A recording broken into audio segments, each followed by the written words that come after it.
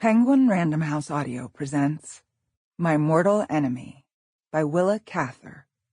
Read for you by Natasha Soudek. Part 1. 1. I first met Myra Henshawe when I was 15, but I'd known about her ever since I could remember anything at all. She and her runaway marriage were the theme of the most interesting, indeed the only interesting, stories that were told in our family, on holidays or at family dinners.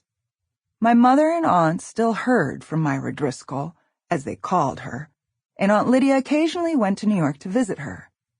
She had been the brilliant and attractive figure among the friends of their girlhood, and her life had been as exciting and varied as ours was monotonous. Though she had grown up in our town, Parthia, in southern Illinois, Myra Henshawe never, after her elopement, came back but once. It was in the year when I was finishing high school, and she must then have been a woman of 45. She came in the early autumn, with brief notice by telegraph. Her husband, who had a position in the New York offices of an Eastern railroad, was coming west on business, and they were going to stop over for 2 days in Parthia.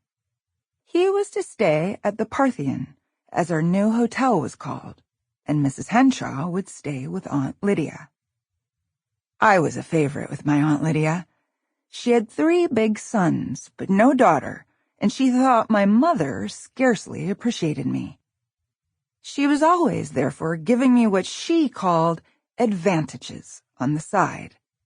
My mother and sister were asked to dinner at Aunt Lydia's on the night of the Henshaws' arrival, but she had whispered to me, "I want you to come in early, an hour or so before the others, and get acquainted with Myra." That evening I slipped quietly in at my aunt's front door, and while I was taking off my wraps in the hall I could see, at the far end of the parlor, a short, plump woman in a black velvet dress, seated upon the sofa and softly playing on Cousin Bert's guitar. She must have heard me, and, glancing up, she saw my reflection in the mirror. She put down the guitar, rose, and stood to await my approach. She stood markedly and pointedly still, with her shoulders back and her head lifted, as if to remind me that it was my business to get to her as quickly as possible and present myself as best I could. I was not accustomed to formality of any sort, but by her attitude she succeeded in conveying this idea to me. I hastened across the room with so much bewilderment and concern in my face that she gave a short, commiserating laugh as she held out to me her plump, charming little hand. "Certainly, this must be Lydia's dear Nellie, of whom I have heard so much. And you must be 15 now, by my mournful arithmetic. Am I right?" What a beautiful voice, bright and gay and carelessly kind. But she continued to hold her head up haughtily. She always did this on meeting people, partly, I think, because she was beginning to have a double chin and was sensitive about it.